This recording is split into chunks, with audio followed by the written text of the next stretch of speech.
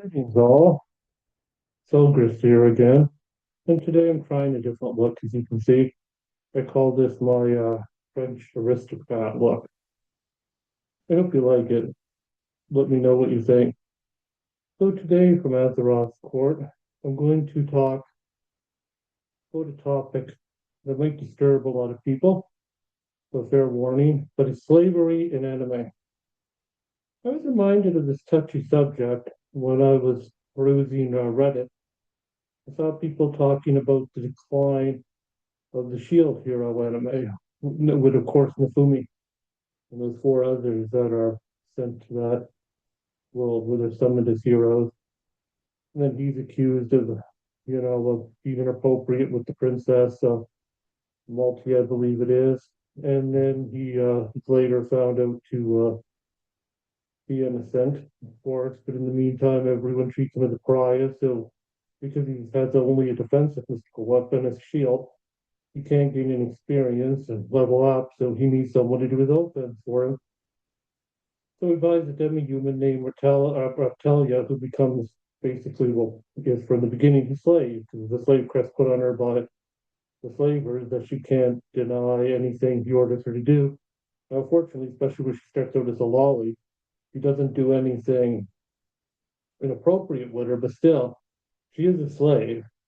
And even after she grows up to be like 18 or 19 after she levels up, whatever. It's kind of weird in this world. Apparently, the beast folk and demi-humans can level up and become adults if they do so. So that's kind of weird.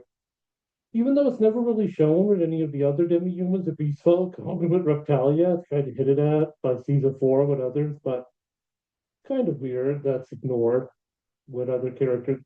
Anyhow, taking out the weird lolicon and semi-lolicon stuff, crap aside, he keeps her a slave because after his name is cleared and such, and she stands by him, she wants to be a slave. It's kind of almost a kinky, weird thing. But he makes that other character slave.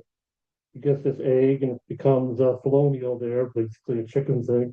If you're familiar with Final Fantasy, you can shapeshift into like a humanoid.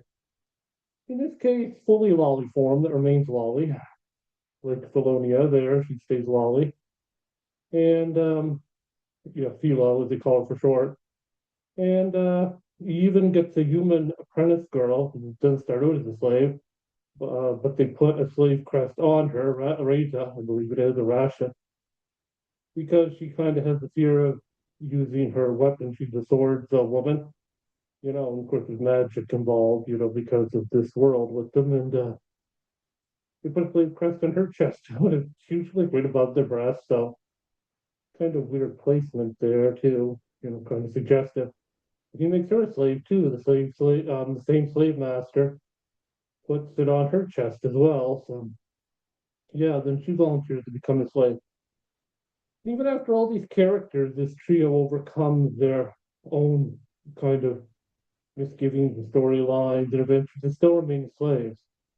Then there's like a spear hero, and he takes some slaves too, or kind of semi-slaves. It made me think of like the wider debate about anime and slavery. And I think it's quite a disturbing trend in anime, the glorification of slavery. Like, there are a few exceptions, and it's especially in Isekai, like when someone's summoned to another world, or more than one person, that they usually like, oh, well, this world has slavery, nothing I can do about it. Even if the protagonist or protagonist and antagonist, or sometimes the tritagonist, sometimes there's more than one, even if they become like OP, like all powerful, like, overpowered, they still don't do anything to end slavery, which old Selgris finds very disturbing. I mean, it's like, well, I guess I got to accept it. Once you're at the top of the food chain, politically, socially, economically, and power-wise, sometimes all four in these anime, manga, if we're going by the original printed material, they still just shrug it off and say, oh, well, slavery, slavery, nothing I can do about it. I mean, there are a few exceptions, but just how they so casually accept slavery, in a lot of cases, probably about half of them even embrace it, if not a majority. It's very disturbing. And I would argue it sends a really bad message to young impressionable children because a lot of fans of anime, especially shonen, the more action adventure based ones, are younger people because shonen just means that it's marketed towards boys, especially young boys, tweens, and teens.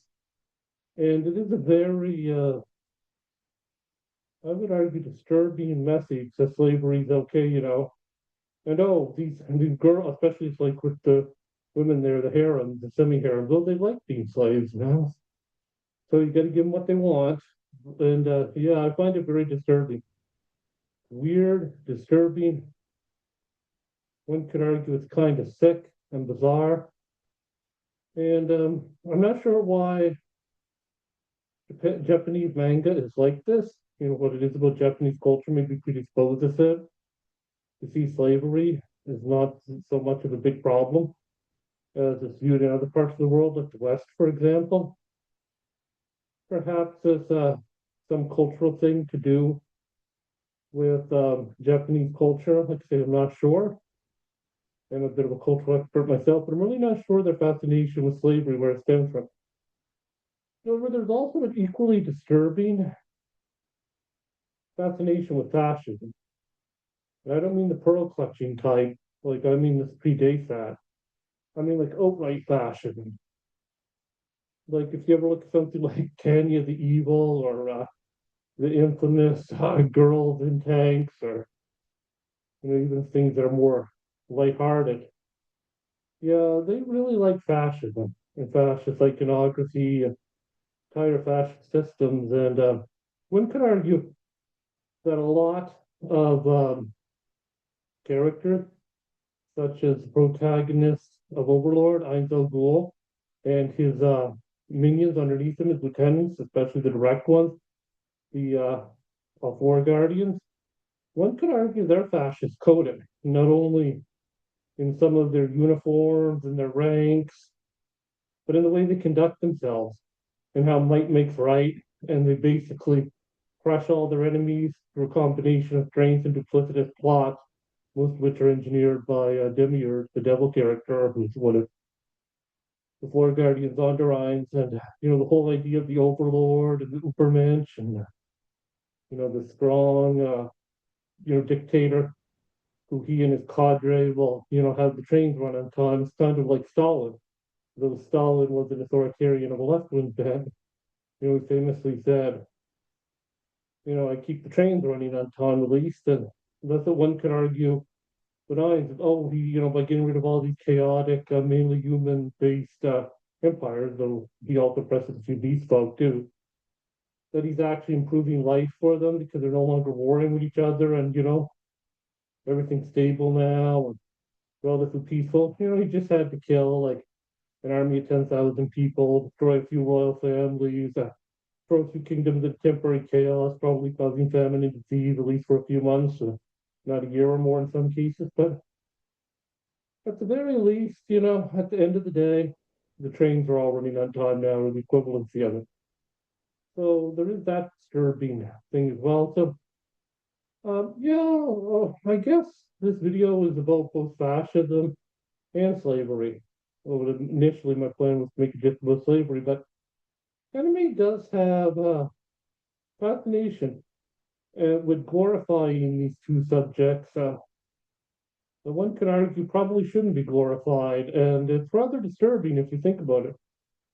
As I alluded to earlier, though, I'm no pearl clutcher, and I do enjoy my anime, but if you think about it, there is a big glorification of that in it. I mean, there are positives, such as they're very good at doing the hero's journey, but there's also a weird fascination with slavery and the touched on fascism and glorifying those as well, which is kind of weird, and disturbing. And then there's that whole lolicon stuff, which I'm not going to touch on, but that's quite perverse in my opinion.